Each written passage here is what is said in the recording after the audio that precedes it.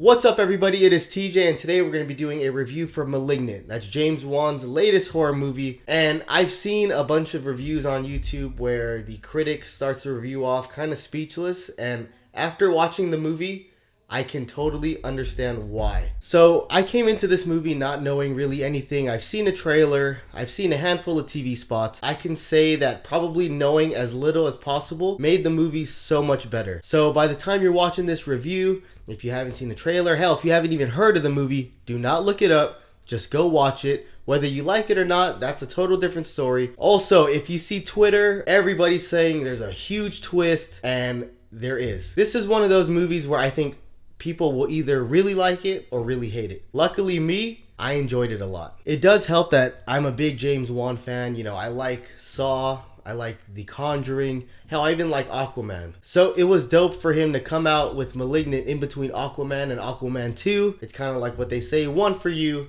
and one for me. The first 15 minutes of this movie were my favorite throughout the whole movie. It was terrifying. It set the bar. You know, I'm a sucker for a good haunted house movie. The fact that the opening scene was kind of like your typical James Wan haunted house, I loved it. No spoilers, but there was a scene with a living room. The TV was on, but the lights were off. Of course, there was a shadow sitting on the couch. Character turned the light on and the shadow disappeared. Simple, but yet very effective when done correctly. Also, I thought the camera work was done masterfully. There was scenes where something was chasing the main character and it was from the view of the person chasing her. It was low to the ground and you see it work from the floor, crawling up the stairs. Like, I thought that was sick. There was also an aerial shot that started from the bottom of the house, and it looked like it was in one take. Obviously it wasn't, but it was like a one take shot of the character running from the lower level up the stairs to the upper level. You know, if you've seen enough of these movies, you could kind of get an idea of how the rest of the story will play out. Most of the time, you're probably right. With this movie, every time I thought something was going to happen, it went a totally complete different direction. And once I try to predict what would happen from there, it went in a different direction again. This movie will keep you on your toes from beginning to end. When it comes to the characters, I thought Annabelle Wallis did a good job as the main character. Everybody else, you know,